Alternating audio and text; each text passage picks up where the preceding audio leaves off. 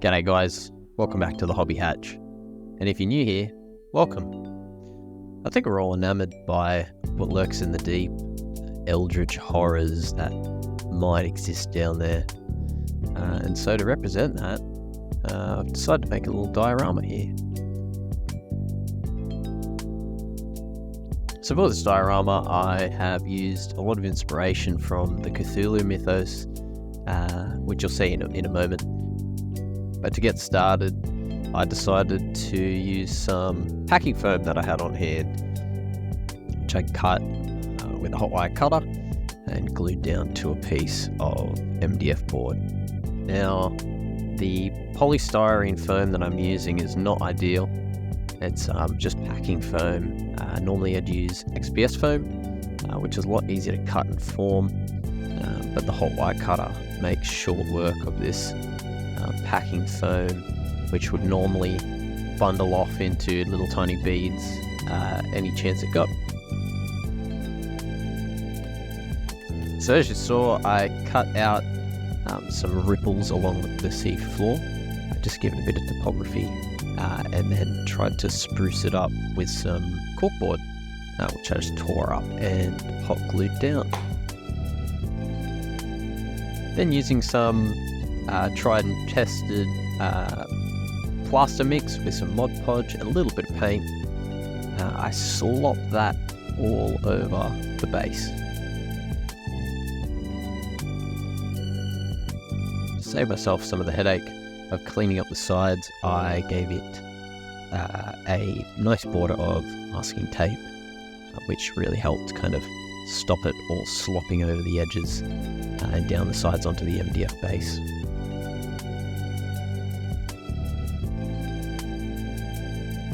Then with a damp brush, I gave the seafloor some ripples to represent sand. That's kind of built up as slowly coalesced on the seafloor. And as you can see, the sides are much cleaner than they would have been had I not used the tape. So in keeping with the Cthulhu theme, print out a lovely model that I found on my mini factory. It did come in multiple parts, so I decided I would need to bog those up, and I printed off a little submarine to go along with him.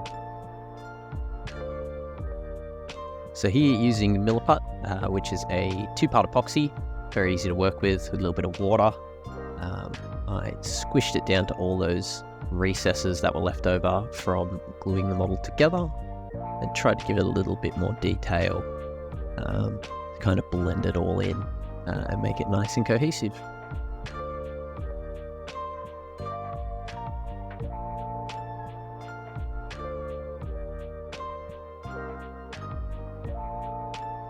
I then got straight into painting and gave everything a nice prime of a flat black from the airbrush.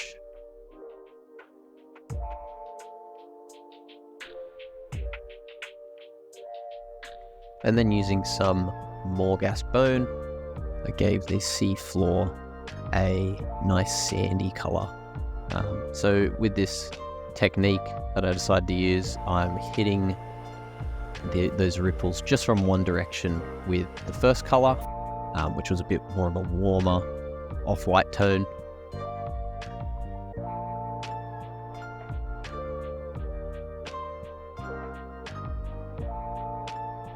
Which I think gave it a nice effect with the black kind of showing through on the far side. But to kind of hit the sandy colours home, I hit the other side with a screaming skull, just a bit more of a lighter off-white warm colour,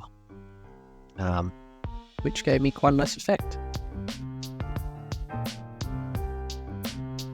I then went to the submarine, which I first hit with a bright zenithal of an ivory colour, and then I moved in with a really bright yellow colour before moving in to paint all the details metallic with a paintbrush, hitting it with a wash of Agrax Earthshade to kind of dirty it up, and then I gave it a quick edge highlight, nothing fancy, with a very white, I think it's called ice yellow.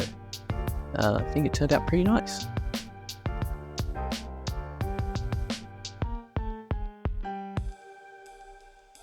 Then for the Cthulhu model, I did effectively the same thing, giving it a nice zenithal with an ivory white colour, before moving in with, I think, Warboss green through the airbrush, and then a much darker forest green colour, just to kind of really reinforce the light transitions, which I think I lost from the first coat of green.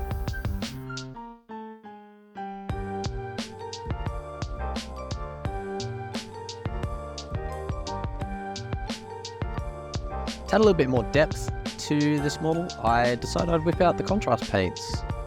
So I think this is a thematic blue, and I slopped that all over the model, and it gave it a really nice kind of ethereally, bluey, oceany theme, rather than just say maybe if I was painting a green dragon. Then I went in with a dry brush of, I think, that same off-white colour, and then I just hit all of his spikes with Morghast bone.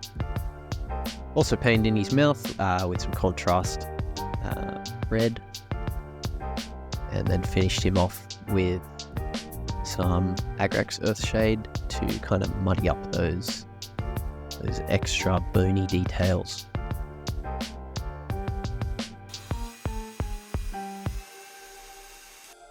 I mounted the submarine model with an acrylic rod, which I drilled into the base,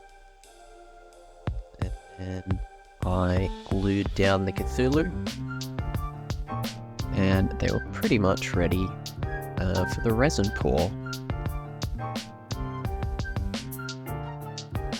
So I cobbled together a mold for the resin pour with some acrylic sheet and some silicone adhesive.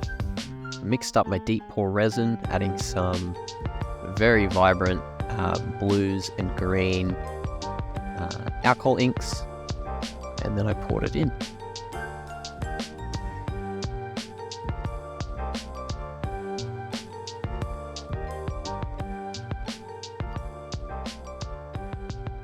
Once that was all poured in, I moved in with my blowtorch and popped all the bubbles that were rising to the surface.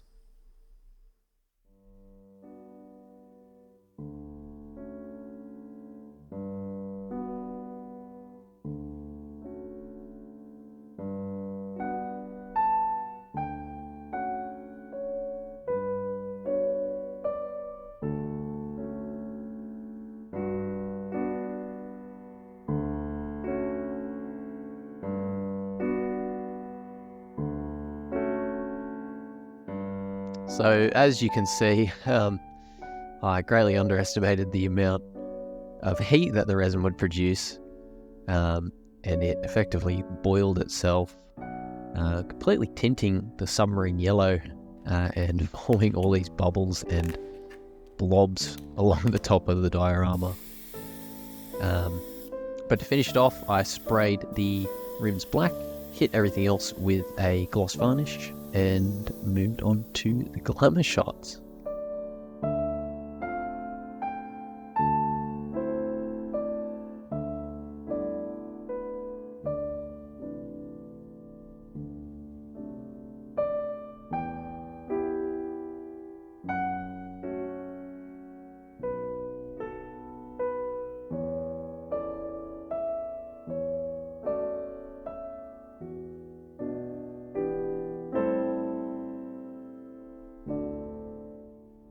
Thanks so much for watching, guys.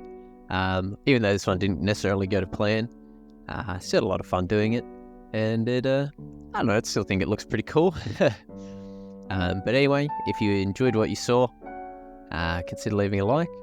If you have any advice or tips, or just your thoughts, leave them down in the comment section below. Otherwise, hope you have a very enjoyable rest of your week, and I'll see you in the next one.